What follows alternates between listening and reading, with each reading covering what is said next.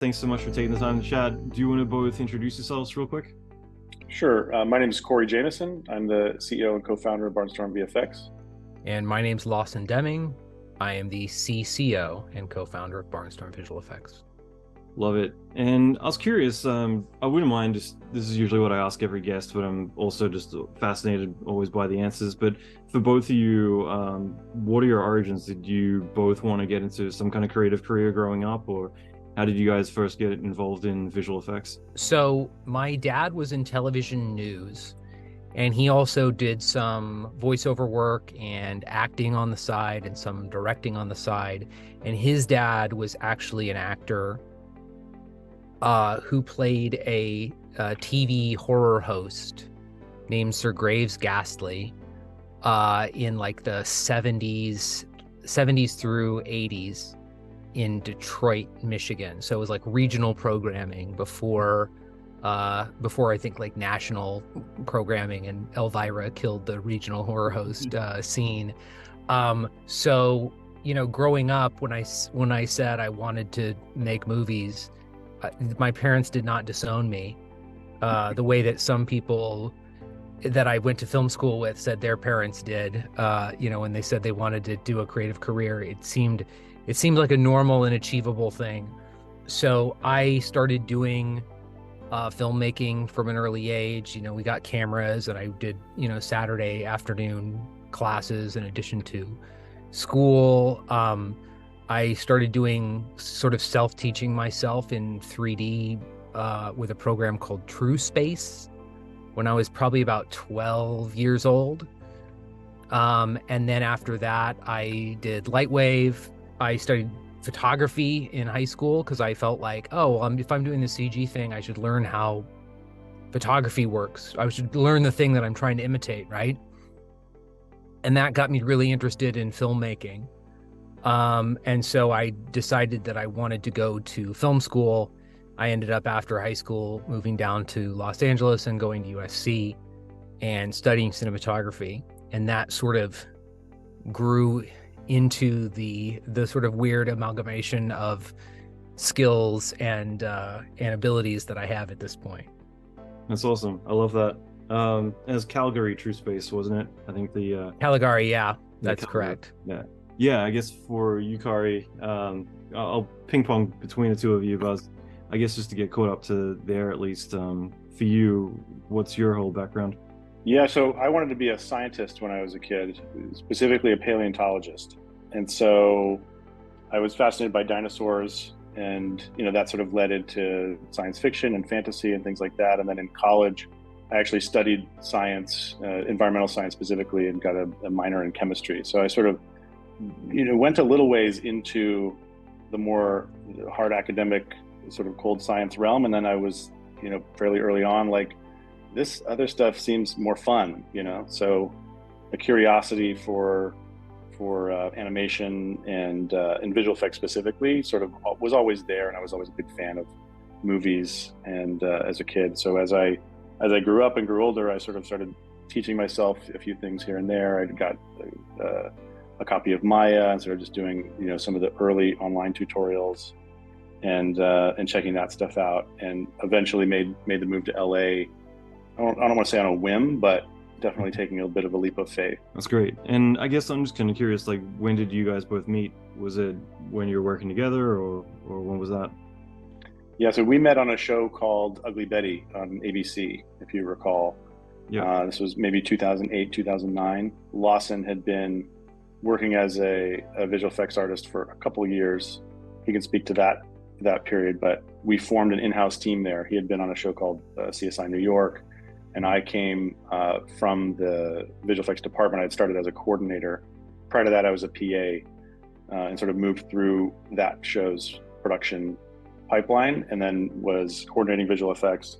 And then our producer sort of brought us together one season and said, hey, we want to try to do this as an in-house team. And that's how we met. I was studying film. I wanted to be a cinematographer. And so I got out of film school, having still sort of kept up on the visual effects aspect of the work that I was doing, but it was more of a hobby and stuff that I did in my spare time. And what I wanted to do is I wanted to DP films.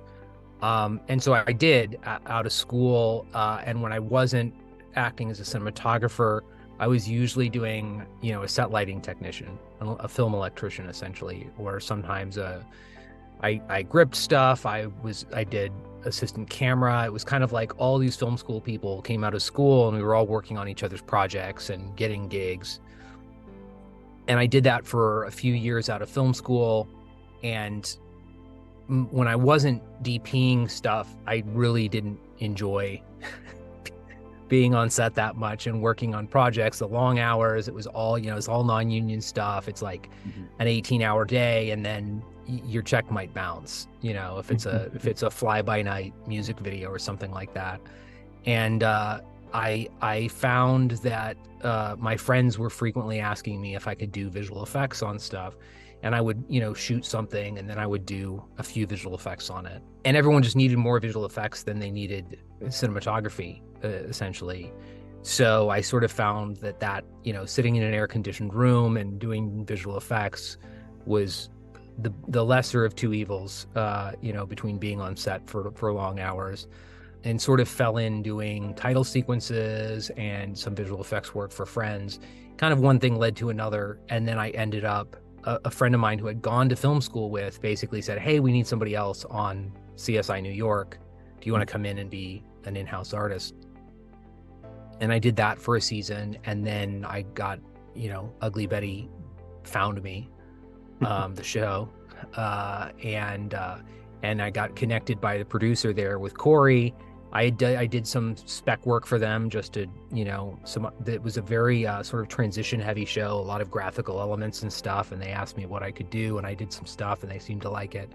And so kind of we got introduced, Cory and I, and the producer was like, "Hey, do you guys want to work together?" And we're like, "Yeah." The rest of your lives? Oh, sounds good. Yeah. Yeah, right. That's how it happened. Yeah, she didn't propose it like that, but that's how it ended up. Yeah.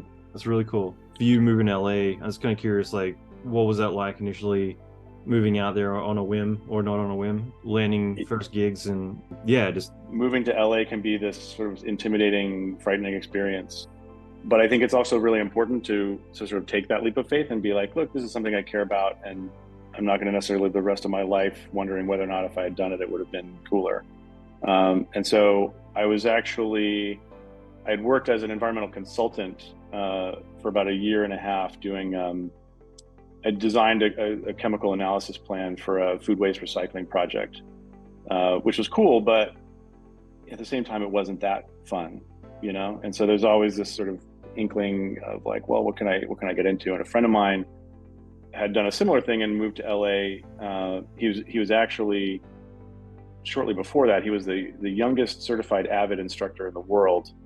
And he ended up getting a job doing like behind the scenes DVD content. This was back when, Best Buy would have like an exclusive behind the scenes, thing on the DVD or the Blu-ray of a recent release. And so he was working for this small company doing post-production work. And so I came down essentially like, hey, I'm going to figure something out, and it's either way, it'll be an adventure. Right. And so we ended up actually having some interesting experiences where, for example, we worked on the re-release of Oliver Stone's The Doors. And so we went around Laurel Canyon doing location photography and interviewing residents, and we met a couple of the surviving members of the band, Robbie Krieger, John Densmore, got to interview them. We were in the writer's room of the first season of Always Sunny in Philadelphia, chatting with those guys and interviewing Danny DeVito, and it was just sort of like it was sort of a fun time. And that sort of led up to me meeting the producer on Ugly Betty and getting that PA job. Sort of that kind of hustle of, well, I've got some production experience. You know what I mean? Being underpaid and overworked, but eventually making it happen. Yeah. Yeah, I think that's the tune that a lot of us, you got to pay your dues, I guess is the politically correct way to put it. No, I think it's great. And I was kind of curious for both of you, like, when it came to launching your own studio, like, what was that experience like? I'm always fascinated by that, just because I feel like it isn't a gradual thing. It's usually like, there's always the catalyst, like the domino that makes it all happen. So for you guys, like, how did that plan come about, and what was the initial execution of the plan like? So we worked together for a couple years after Ugly Betty. We basically were in-house artists on a handful of different shows. And, we would have some time off in the summer when shows weren't shooting, or we would look for another place that we could go and just sort of fit in and do visual effects work. And, these are shows that are network shows that would not normally be considered heavy visual effects shows at the time. So we were just sort of, bumming around basically with our workstations, and would find a show that was the right size show for us to be on. We did that for a couple of years, and then one of the networks that we had been working for, or one of the shows, their network around 2010, 2011 decided that they did not want to have in-house visual effects artists anymore, presumably for liability reasons. And so we found ourselves in between seasons of this show, basically not allowed to come back and work on it. But the showrunner, to his credit, had enjoyed working with us so much that he basically called us and said, "Hey, you guys have to start a company. You have to be a vendor now, because I can't have you in-house essentially on the show." And so we just kind of overnight, we were like, okay, we're starting a company, I guess.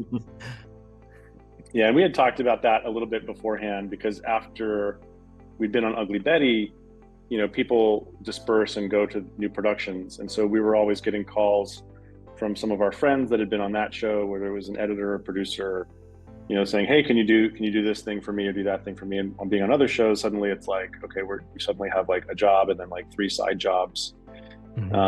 We had discussed having a company before, but that was basically sort of the catalyst that kind of made us move. Basically, I think over a summer, filing the paperwork, getting all that stuff set up, creating some contracts, and getting it going. And it was a fairly fast but also kind of an exciting kind of entrepreneurial thing that we were like, well, this is the reason to do the thing we were always been talking about. And now when people call us, we can hire people and they can work for us in a more systematic and proper way, I suppose. Yeah, we didn't just have to work all night and over a weekend to get something done. We could actually hire people. That's right. It's an amazing concept, right? And this was in, I believe, what do we say, August 2011? Yeah. Is when we incorporated, and we actually decided to call the company Barnstorm Visual Effects, because up until that point, we had basically been barnstorming around, as I mentioned, just kind of going around with our computers, hangering ourselves in, various post departments. And Cory's got a family history of pilots that he came from, and so we decided to name the company Barnstorm. That's cool. I like that a lot. The URL was also available. I remember looking through like a bunch of candidate names and like, well, we need a website. So Barnstorm VFX looks like it's available. We should grab that. Yeah. I had a studio for a number of years, and that was always the thing, is like, can I get the domain? Because Catastrophic wasn't available. So suddenly you're like tacking on extra letters or whatever just to be able to secure it's everything. That's really cool. And, I want to dive into obviously a lot of more recent projects, things like that, but early on, like what that experience was like, gaining momentum and first jobs and things like that. I mean, it's a hustle. At the end of the day, you have to give everything you have. Lawson mentioned like working nights and weekends, for months straight, and being able to hire people. It didn't really prevent us from doing that. That's true. It just meant that our output increased, essentially.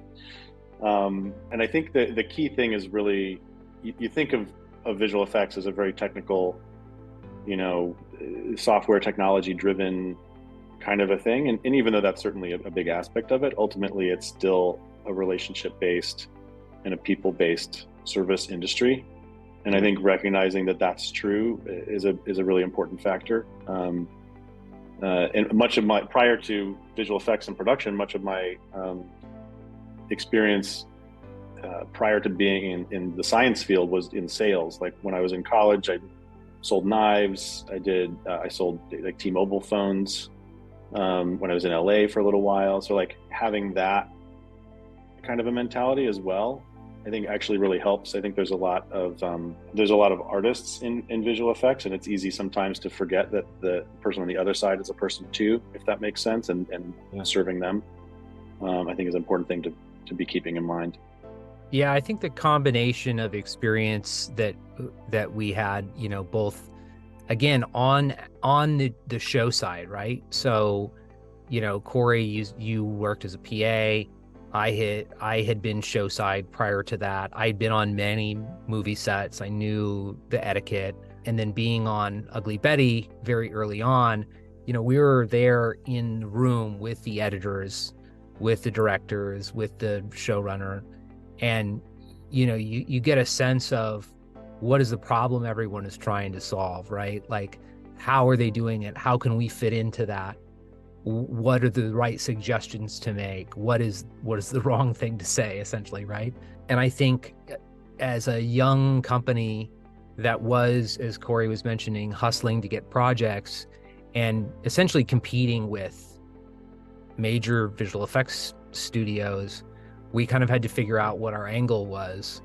And at the time, and still today, it was always, understanding the needs of the project and being able to have that conversation in a holistic way, not just being the visual effects guys that say, well, you should have shot it this way, and this is how you should do it, and this is what it should cost. It's more like, well, what do you need?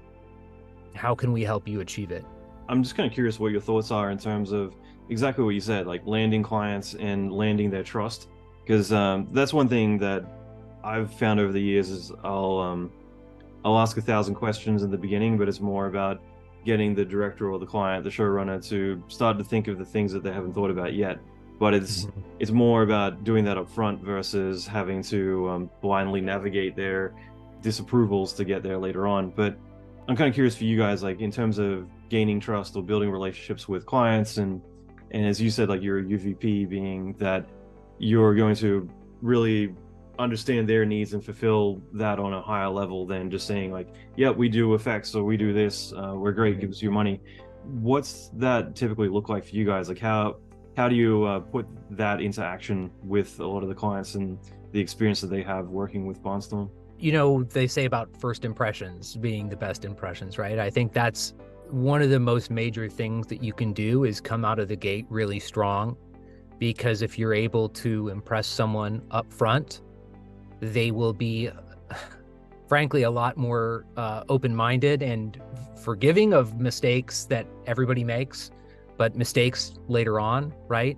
Winning that trust, doing really good first versions or really good previs or solid look development, all those things, like when you first meet somebody and really showing them that you're on the same page is absolutely vital. Because if you get off on the wrong foot, and it just becomes an uphill battle for the rest of the process, I think. Yeah, one of the things I've become a fan of saying is when you're looking to be hired for a job, it's not just an opportunity for you, but it's an opportunity for them. And so for it to work out, it has to be a two-way street. I've been advising this of people that are applying for jobs here now too, but I always use the metaphor of, when productions approach us or people approach us for jobs, they have an opportunity they're trying to fill, right? They're not going out and saying, hey, Barnstorm looks like they really need an opportunity. This would be a great, cool thing for them to put on their reel. I'm sure this would be great for their careers. Like, this is not how they think about it. What they think is, I've got this production piece that needs doing. I've got this location that doesn't work. I've got this day that I need to make. I've got this graphic that needs to look good. I have this much money that I need to spend on it. I've got all these problems that I'm trying to solve. And so Barnstorm seems like an opportunity for me to be solving those problems. And so trying to figure out what the opportunity is that the client has. Sometimes that's, oh, we really want to have a creative conversation and we want to talk about, what the dynamic of the scene is going to be, what the characters are going to need to do, and how the visual effects might play into that, or be totally ignored and allow the scene to play into itself and fall into the background.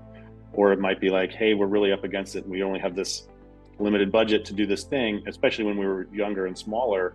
like that's a very frequent conversation. It's still a frequent conversation, but it's a little bit different scope now. But early on, they're just like, hey, I need to do this. I've only got this. What can we get done? And being able to pitch into that and being able to say, well, here's some creative solutions to this problem. Here's a new piece of software that came out that might be able to make this faster or easier. And, you know, frankly, sometimes we'd lose our shirts on stuff. But when you're small, you can afford to do that with just a couple of people. That's right. Your overhead every day isn't quite the same as it would be. That's right. What you guys have talked about with sales as well. I mean, I feel like really everything is sales. And a lot of times, again, you, Cory, having a background selling things over your career, it really comes down to understanding what their problems are rather than anything. It's really like what are the problems that they're facing, and you guys kind of brought this up before we started the podcast, which was about understanding, well, you know, what does the audience want, or ultimately what is going to appeal to them. And the more that you understand like what people's problems are, whether it's budgetary, whether it's, hey, this is my first show, you know, how does this all work, and be able to hold their hand, the more that you can kind of build that trust and remove a lot of that friction from them, the more that everything else falls into place. Yeah, 100%. Is there any big lessons that you guys learned that you still carry with you to this day? I was sort of musing to Lawson earlier today that there's problems that we tackled years ago, even a couple years ago, a few years ago in some cases, that now I would like welcome and think, oh, this is going to be easy. You know, it never gets easier, you just get better. There's definitely been a few challenges. I think early on, it was sort of, how do we get, you know, maximum throughput with just a few people? How can we do things faster, iterate quickly? And then, you know, we would end up getting some technical challenges. I think we had some early technical challenges probably on High Castle. That was a big one that sort of opened up a couple of different kinds of challenges for us. But, you know, I think up until that point, those were some of the biggest environments we'd rendered. Right. So like talking about specific challenges, like I remember that one being one for sure. I think the biggest challenge for us really has been that we, and this, you know, I spoke at one point about this being sort of an advantage, but it's also to some extent a disadvantage, which is we came up as independent visual effects artists. We did not work, neither of us, at any other visual effects studio. Barnstorm is the only studio we've ever worked at. And as we, you know, started and grew the studio, and we bring people in from, you know, various backgrounds, they've all worked somewhere else. And they all have ideas about, you know, pipeline and workflow, and sometimes those ideas jive well together and sometimes they don't. And I think, you know, we tried really hard to be very open-minded about the, you know, the ways that we're doing things right and the things that we need to change. And so that's a constant, you know, that's a constant learning process. A lot of the times I think it is an advantage that there's no sort of unassailable ideas. We're sort of open to changing pretty much anything, because that's all we've done throughout the entire run of the studio is we've grown and we've changed. You're malleable. Yeah, and we like to believe also that again we're not really set in our ways to the point where we wouldn't be able to continue to change. Obviously, as you get bigger and there's more entrenched pipeline and opinions about how things need to be done, and the costs of changing, obviously, midstream on something can be significant. But I'd like to think that we're still in that place where we can be nimble and we can change the way we look at things and continue to grow and improve when we're introduced to new ideas. We can accept those ideas.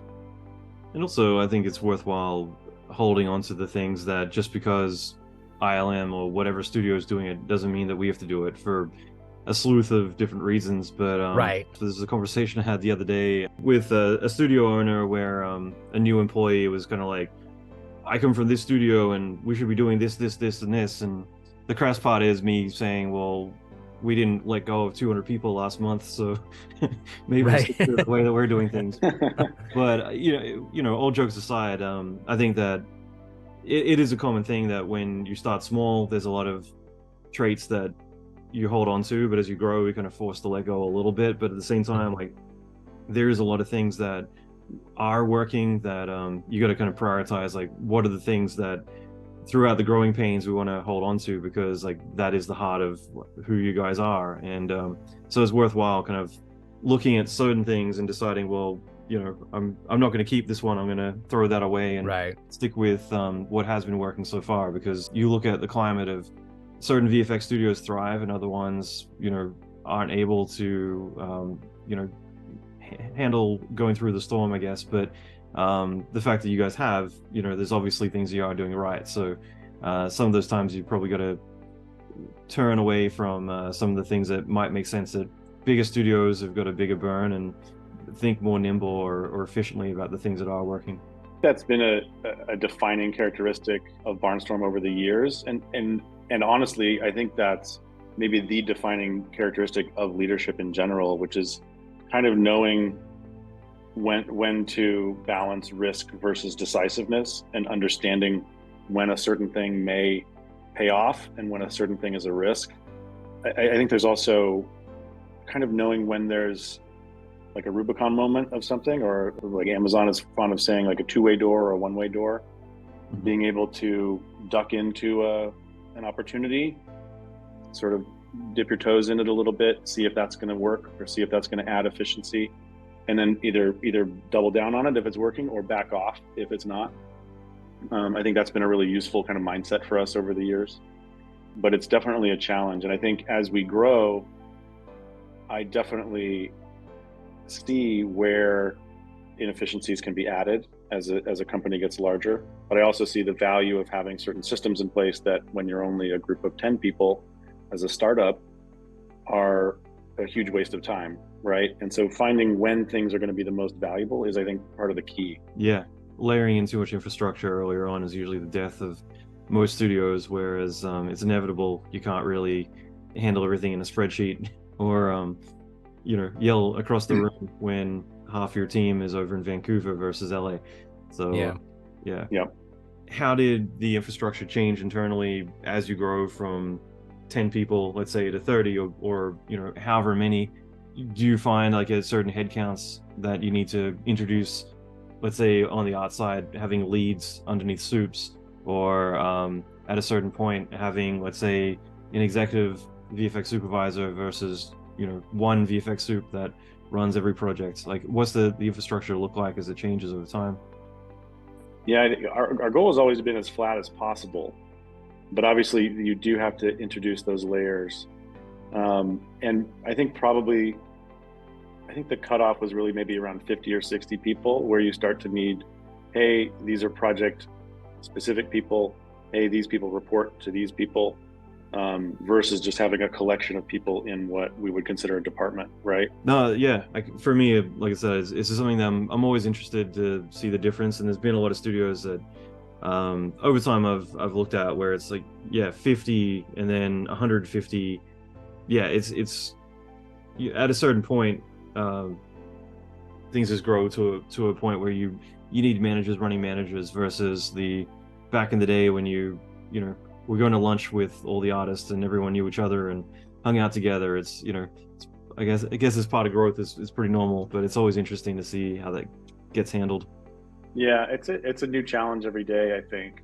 The thing that we've started to do, I think, well, is building the project teams kind of around the scale of the project, right? So, for example, on a small show, you might have a comp soup, for example, that also functions as a compositor or as the senior artist. But you would only do that if the show is built that way. At a certain scale, once that person is overseeing 5, 10, 20, 30 other people, then once that balloons up, they need to then be having, you know, lieutenants under them that have 3 to 8 people that are reporting to them directly, and then they can report up, right? And that really depends on the project more, I think, than the company even. And so one of the things we're fond of saying is the role within the studio is not necessarily matching your title of your job, right? So you can have a comp soup title, and they're serving as compositing supervisor and senior artist and compositor on a certain scale of show. Whereas in certain cases, maybe that same comp soup is actually given a bump to DFX or VFX Supervisor on a show because we want to give them an opportunity to shine there. And there may not change as vis-a-vis Barnstorm, but on that particular show, we're giving them the opportunity to really be the VFX Supervisor. And, we're still there to help them, but that allows for growth within the company, I think. Or if you have a comper who you think can lead a small sequence of driving green screens, for example, like giving them a chance to stretch and go to something that maybe they hadn't done before, or more accurately, what they had done before, but not from a leadership standpoint. Right. Giving them something that we know they can achieve creatively and technically, but now the challenge is, well, you got to schedule people on this, you got to give notes, you got to be on top of your team and making sure they're working efficiently, all that sort of stuff. You were doing the fun stuff before, no anymore. And just talking about your studio's history, like what were some of the big growth moments that you guys had, whether it was like landing a job that's like, oh crap, now we got to hire a lot more people to get this done, or this is more shots than we've handled before, we got to figure out how to do it. Like what were some of it? Sounds like High Castle might have been one of them, but yeah, I was just kind of curious, like what were some of the big pivotal times of growth throughout the history so far? Yeah, High Castle was definitely one of the moments that we had to stretch for. We were a vendor on that show on the first season, but our total studio size, I think at that point, was around 15 people.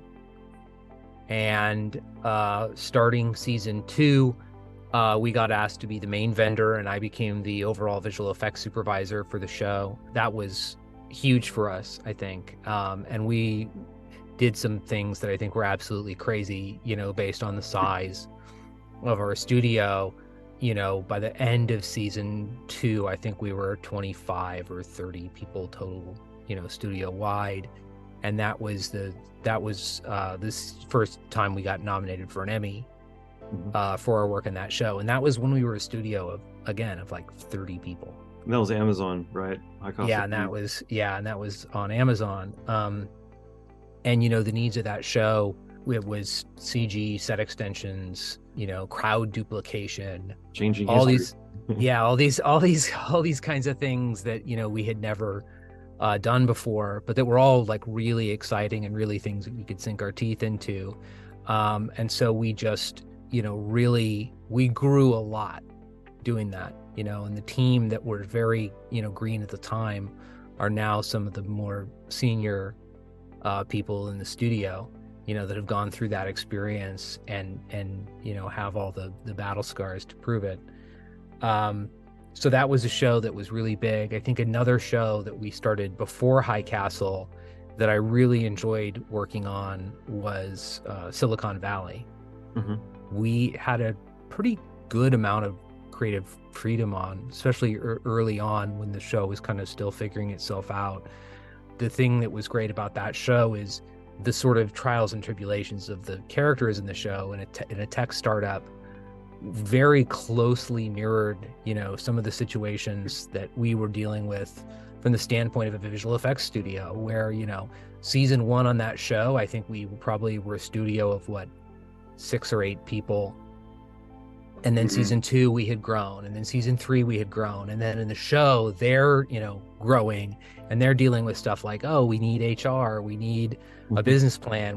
So the experience on that show, I will always remember as being one that felt like it was about us growing as a studio. So those are definitely some moments that I think we stretched. And that was another show where we did some pretty wild and weird things from a visual effects standpoint. High Castle is ironically, was very grounded, and Silicon Valley, while it was, realistic and made fun of a lot of the, the real tropes of the startup world, had some very absurd things in it that we had a good time working on. What were some of the examples? I'm just kind of curious. I'd imagine it's some quite silly. Season 1, there was a sort of holographic telephone type device that they refer to as the Telehuman that basically needed to be shot like a sort of motion control thing with the camera tracking around this big tube with a sort of holographic version of the tech mogul Gavin Belson in it. Yeah, I remember. But they couldn't, it wasn't shot motion control. So we had to sort of figure out a way to like track and, repo the character in this, moving camera shot, which is something that at the time we'd never done before. Season 2, I think, had a monkey that they put a robotic arm on, and the monkey used the arm to just masturbate. And again, that was like, CG tracking. We had to paint out the monkey's arm. We had to track in this 3D arm and animate it. Season 3 had the characters all getting lost inside a giant warehouse server room. And that was a thing that they built a bunch of frames in a warehouse, and they had like 3 real servers. And then we, photographed and built and set extended everything else. And again, this was when I look back on it and I'm like, wow, we could really knock that out, now like very easily comparatively. But at the time, we were a handful of people who were in some cases generalists doing both CG and comp on these shots. And I think on those, that was like before we were doing, were we using Nuke at that point, or were we still in After Effects at that point? No, those were all Nuke. That was I think we Nuke still had some After Effects mixed in, but I think at that point, yeah. Yeah, so it was a very kind of seat of the pants, type of work at the time. And, sometimes hiring, we talked about, what's good for one visual effects studio is not necessarily good for another, particularly if you have artists used to working in a particular pipeline. We would hire people sometimes in those earlier days and we'd be like, oh, this person worked at insert the name of big visual effects studio. They must know what they're doing, right? And oftentimes it was no, because they at that studio, they had a very specific task, very, very, very, tight work guidelines. And they had a pipeline that did a lot of stuff for them. And so, we had these artists who were, again, used to doing everything themselves. And we didn't really understand at the time how kind of specialized and even what questions to ask some of these people that were coming in from other studios. We had a guy on one of those scenes that I think Cory asked. He was a modeler, and he asked if he could, output like, just a render, like a style render, so we could see what the model looked like as a, I was just like looking for ambient occlusion like or something like that. Or something, yeah. And the guy was like, I do not know how to render. I don't know where the render button is. Like, I've never done it before. And you're like, oh, I haven't gone to that part. This is not what I expected from, somebody coming from a huge studio. But ironically, we should have understood, how everyone's much more specialized. Yeah. So we were still learning stuff like that. Mm-hmm. Yeah, I think it's such an important thing. Like, I noticed you've got at least a couple of foreigners at your studio, which, I think that a lot of the studios outside the US, you usually have to be a generalist before you're anything else. And I never thought there'd be a day where I'd ever get to specialize or do anything like that. It was always keep your modeling skills up and your character animation skills up, because you never know what's gonna, be the job tomorrow. And I think that a lot of smaller studios or smaller countries, usually you have to do everything. And I think it's so powerful, because once you're able to do anything, you or everything, you can do anything. And I think that's like one of the biggest crux of going to a big studio, is that it's like you animate the snowflakes in the background, and you're on footprints, and it's not a chance to really grow as an artist. Whereas at somewhere small, you're going to be uncomfortably forced to always need to take on opportunities. Well, and you develop an appreciation for the other people that you're handing stuff off to and getting stuff from, right? Because like, if you know how they operate, you might be able to give them productive feedback. If something's not working properly, you can say, oh, I feel like maybe, the setting's wrong, or that's why I've not received this properly. Or you can troubleshoot stuff. You can troubleshoot stuff on your own. You don't need to kick stuff off to a different department and wait 2 days while you're sitting there for them to get back to you. Certainly there's a time and place for specialization, but obviously, like you said, if you have the ability to be plugged in several different places in a pipeline, you are much more flexible than if you only have one skill. Absolutely. I was curious, what's the current headcount at Barnstorm globally? 162. That's great. I was curious, for you guys to start globalizing and set up a second studio, when did you guys feel it was time to do that? And what was the experience, I guess, like overall? I'm curious to see where you guys are going to sprout up next. Yeah, so, the High Castle opportunity that Lawson mentioned was really when we doubled down in Vancouver. So that they were shooting in Vancouver. Lawson was up there for a significant portion of the year. So we felt like that was the time and place to do that. Amazon also, they weren't insisting on the incentive at that point. They were more considered, I think rationally, they were more considered about the actual bottom line spend rather than how much rebate amount they might get. And going back to what I was saying before, the opportunity we were for them was to really get a high degree of quality for probably a lower price point. And I think, and I don't know exactly what they were dealing with on their end, but they got a huge amount of value from what we were able to deliver at that time.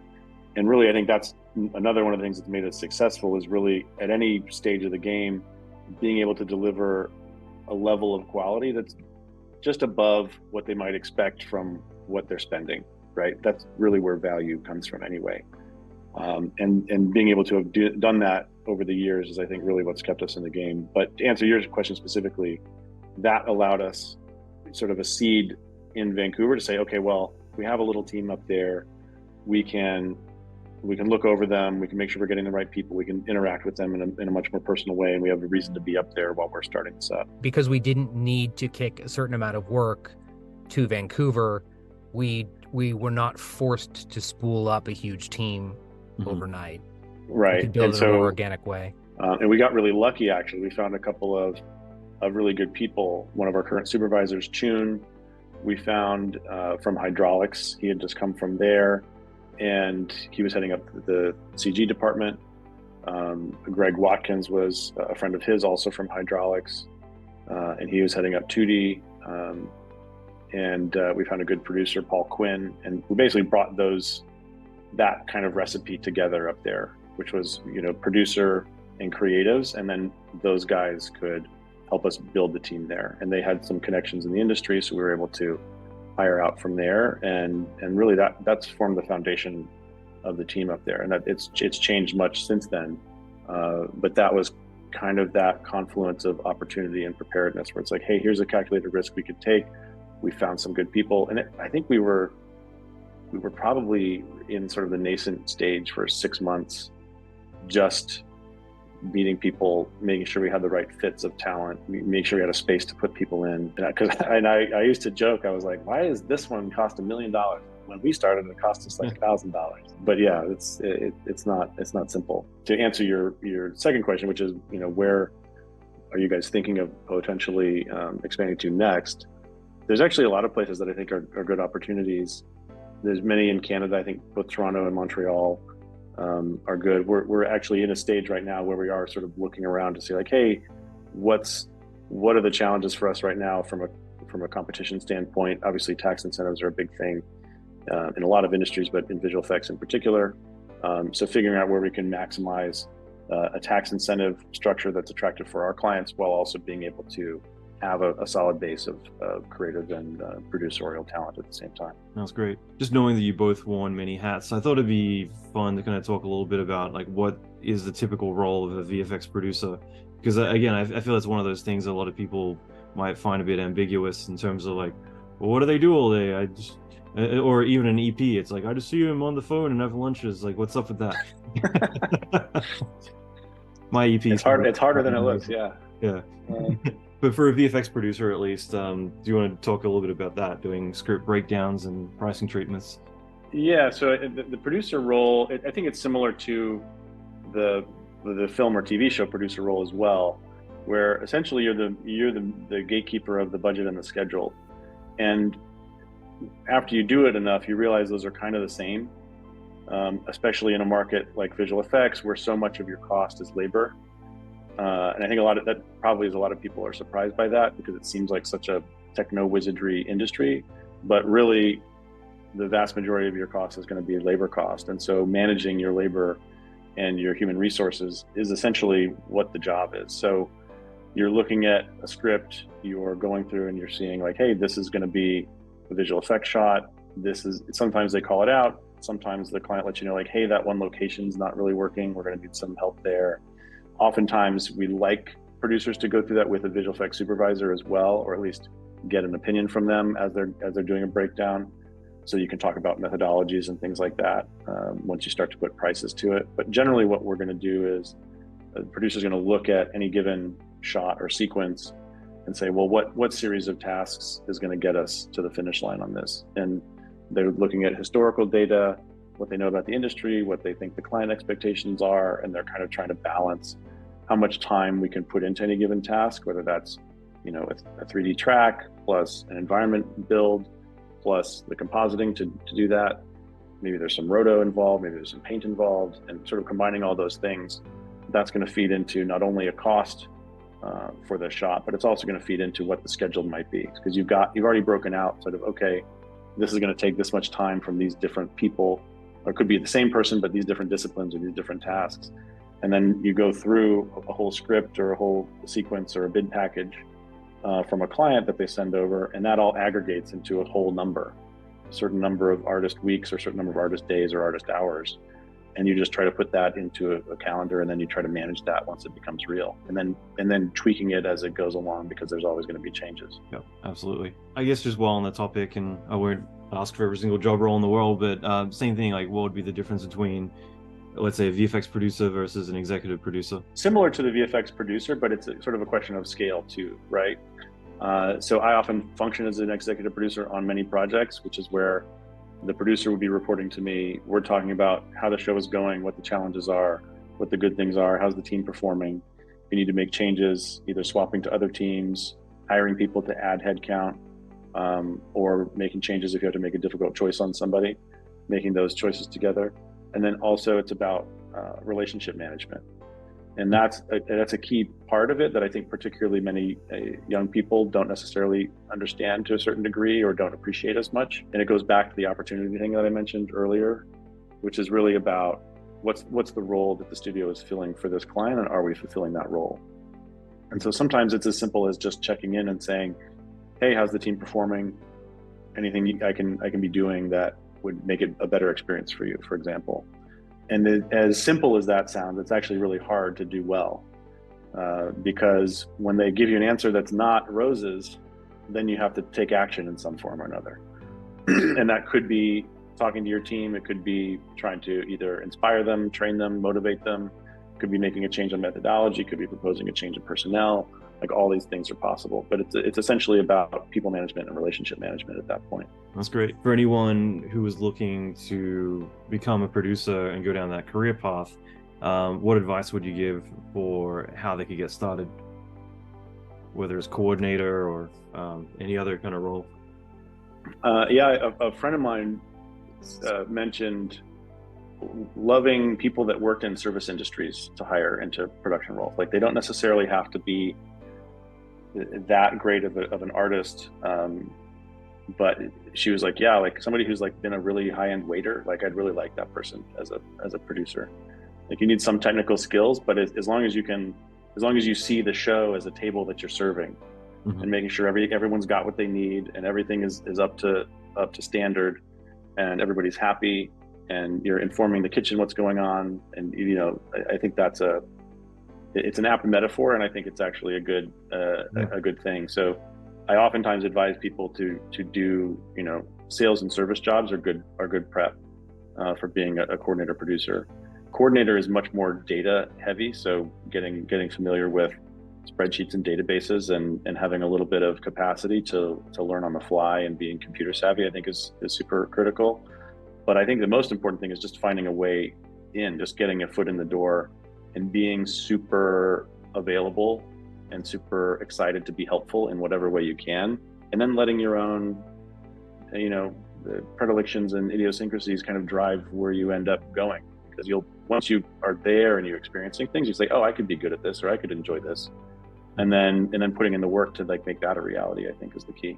That's great. I was curious for you, Lawson, about you having more of a DP background. Like, what's your typical VFX supervisor camera bag usually entail? Funny enough, over the years, it's gotten smaller and smaller. Yeah, that's so often. The one thing that I bring with me every time I am on set is just I have a Sony RX1R, which I originally purchased as my sort of street photography camera. It was supposed to be the camera that I used when I was not working. And I eventually replaced my entire multi-lens camera kit with this one camera. It's a fixed 35mm lens, 42 megapixel sensor. And, the lack of zoom functionality is basically made up for by the resolution. And so if I'm on set and there's not, we don't need to do the ball or HDRIs, or I'm on a scout or whatever, that's always the one thing that I'll have with me.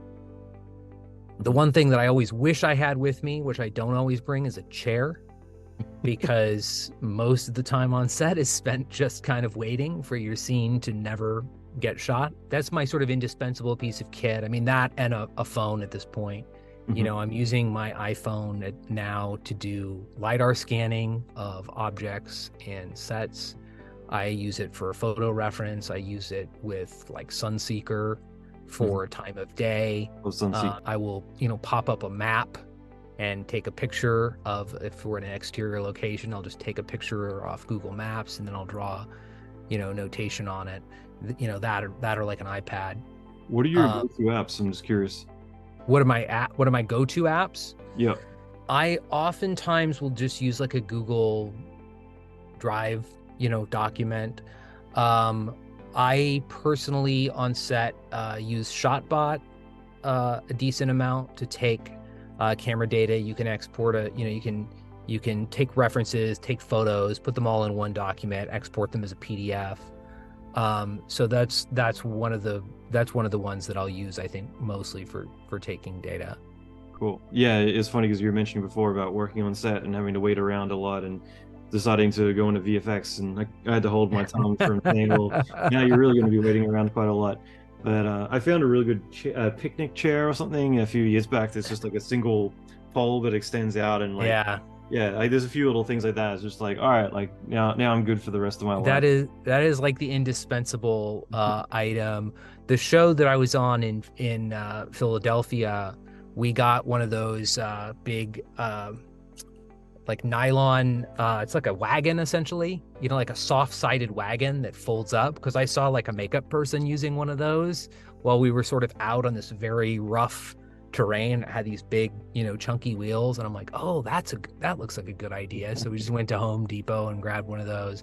And it is, I think, oftentimes as a visual effects supervisor, depending on the project, sometimes you're really well apportioned, and sometimes you're kind of a nomad because you have, there's no truck and all the trucks are full of stuff. So you can't leave your gear on the camera truck. You tend to be, sitting there waiting. You got to be close because when they need you and they're not going to wait for you. But, you can sit there, and we did on some projects, you sit there for hours, and then, your scene is finally up, and then they, wrap before they shoot it or whatever. I always tell people who say they really want to be a visual effects supervisor, I don't think you do. It's not all it's cracked up to be. But certainly the experience that I've had in the past on set, the ability for me to understand all the lighting, understand the different roles, understand kind of when to be there and when to be scarce, all that stuff is very important on, you know, both big and small projects. Absolutely. You want to be a ninja half the time until you're needed, and then you want to be you know, everything else. I guess for both of you, like, what do you look for when hiring artists and interviewing artists, and are there any red flags or things that you find people tend to do, whether purposely or not, that tend to, you know, raise some alarms and perhaps cost them the job? You know, one of the things that we really value in artists, if they've been in the industry for a while, is solid histories at the previous companies that they've worked for. If you do see an artist's resume where they're only spending a few months at a time, and they keep changing jobs, you know, sometimes the fear is like, why did they not end up on staff, or why did they stay someplace for such a short period of time? Was there nobody there who said, oh, this person's indispensable, they're great, you should keep them?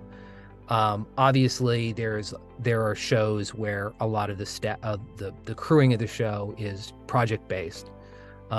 So you would look, if they had a short tenure at a particular location, you would look to see if they'd had any previous tenures there or subsequent tenures there, and like, oh, if they keep getting called back, then clearly they're good. But if they've worked at every different studio for a few months at a time, you know, the assumption is not only have they raised their rate between every single job, but they may not be worth that rate if no one had them stick around. Yeah, no, that's really good advice. And I'm curious for you too, Cory. I guess one thing I'll comment on, because I heard that this morning too, and it's a really logical thing.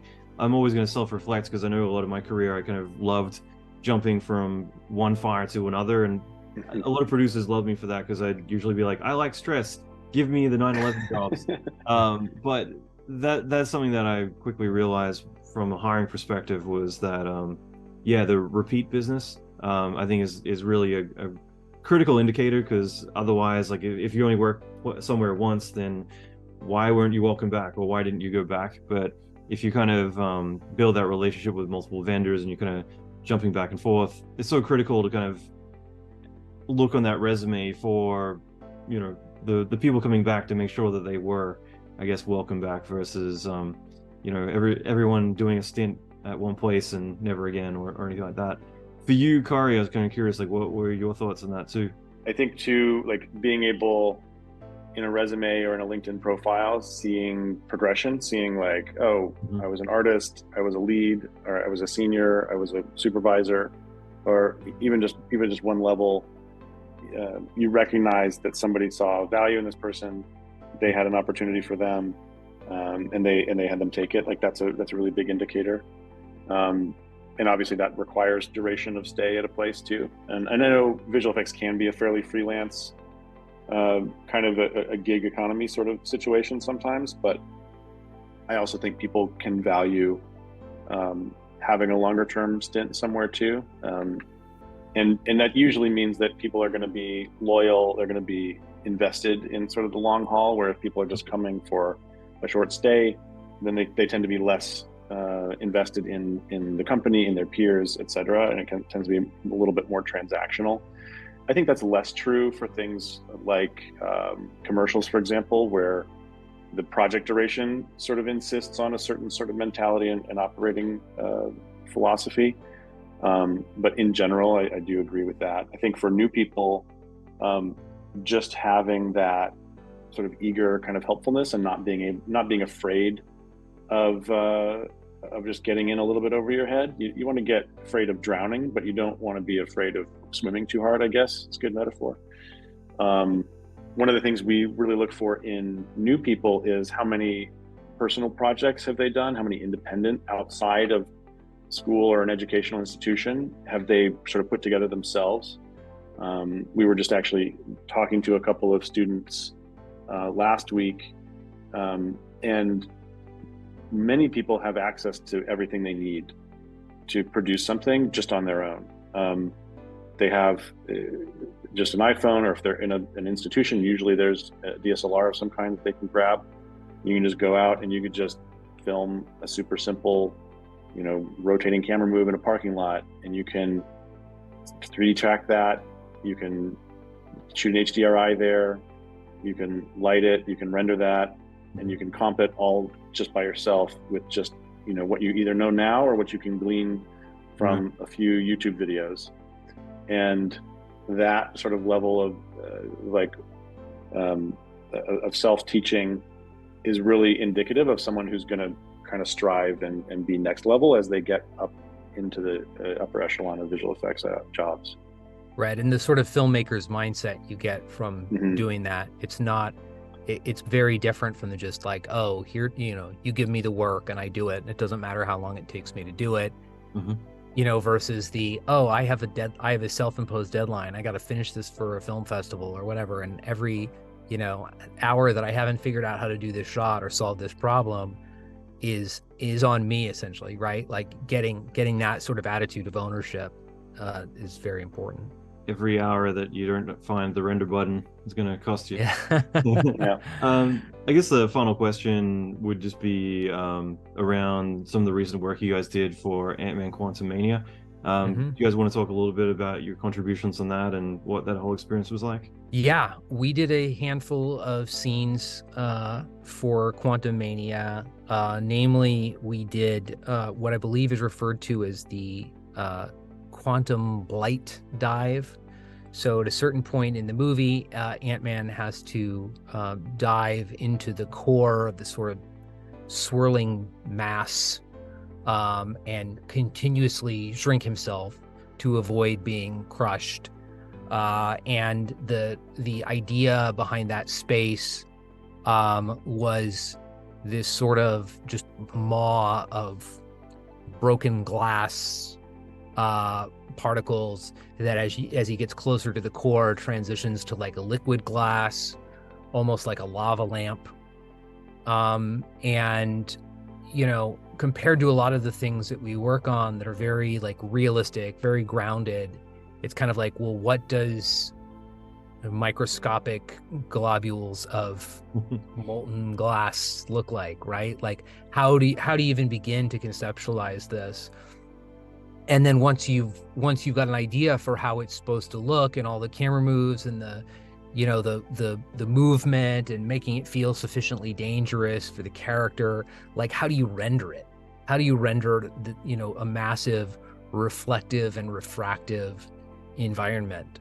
And how do you keep up with the changes that are necessitated by a film that's still editing, still tweaking, creative changes? There's a lot of people weighing in creatively on what you're trying to do. It was a huge undertaking for our team. And then you add in there's FX, there's a character model, because we have the digital Ant-Man that has been created by another studio, of course, and we're inheriting this asset. As that asset changes, we're passing it back and forth, getting the new changes. Our pipeline is, of course, different. Everybody's pipeline is different. So we're dealing with, different materials, trying to make sure that those materials match the way that they appeared in other things, trying to get our turntables to match, right? It's just a huge, collection of factors.